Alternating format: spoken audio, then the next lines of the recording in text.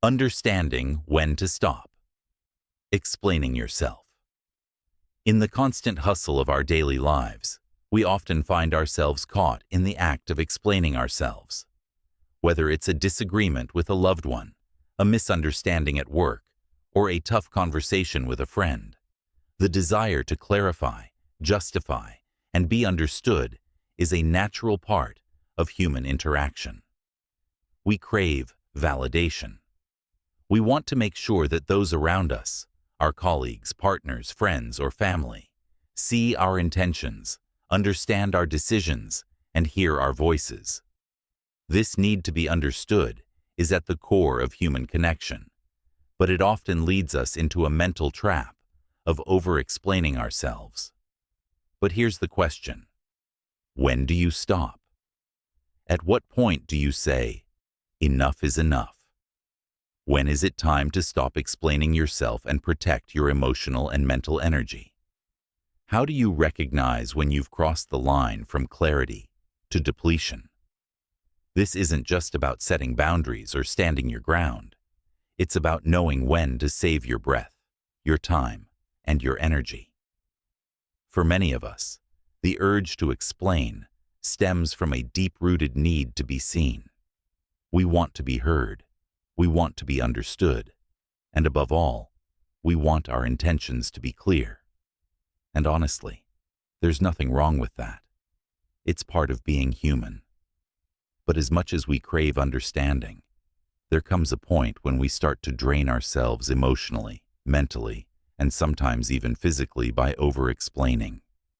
This is when we need to step back, recognize the warning signs, and reassess the situation. Let's start by looking at why we feel the need to explain in the first place. At its core, explaining is a way of reaching out to others. It's a mechanism that helps us connect. Whether you're clarifying something minor, like why you didn't return a text immediately, or something significant, like explaining a difficult decision you had to make. Explaining helps bridge the gap between our internal world and the external one we share with others. We want others to understand our thoughts, feelings, and decisions. It feels validating when someone acknowledges your point of view, doesn't jump to conclusions, and gives you the benefit of the doubt. But here's the issue. Not everyone is open to hearing our explanations, and sometimes the act of explaining itself becomes more of an emotional drain than a productive exchange. You've probably been in situations where, no matter how hard you try, the other person just doesn't seem to be listening. They might seem dismissive, defensive, or even indifferent to your words. Or worse, they might twist your words, leaving you feeling misunderstood and frustrated. This can be emotionally exhausting.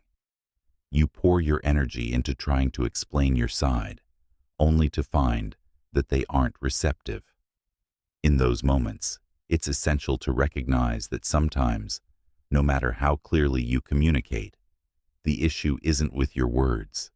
It's with the other person's ability or willingness to listen. Imagine this.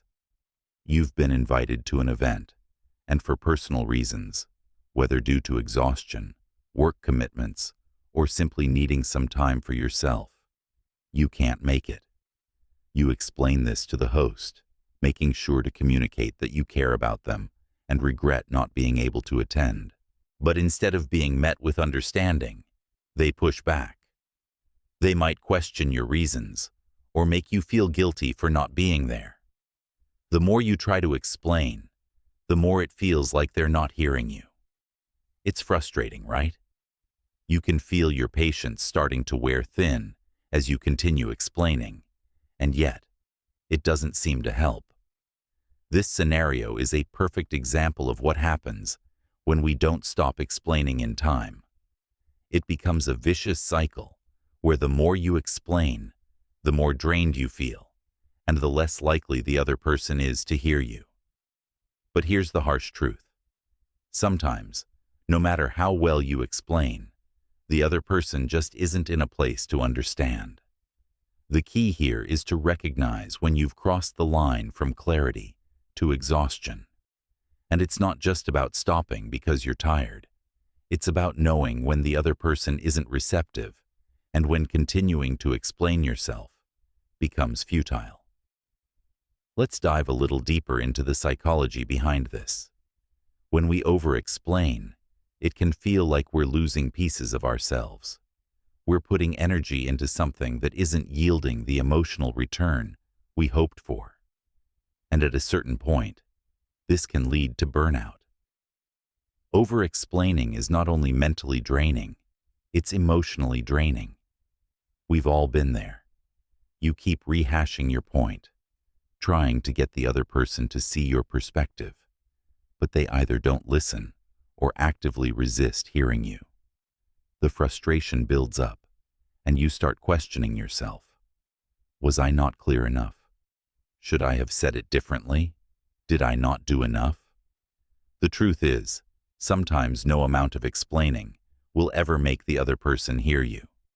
It could be because of their own emotional state, their biases, or their inability to understand where you're coming from. And that's okay.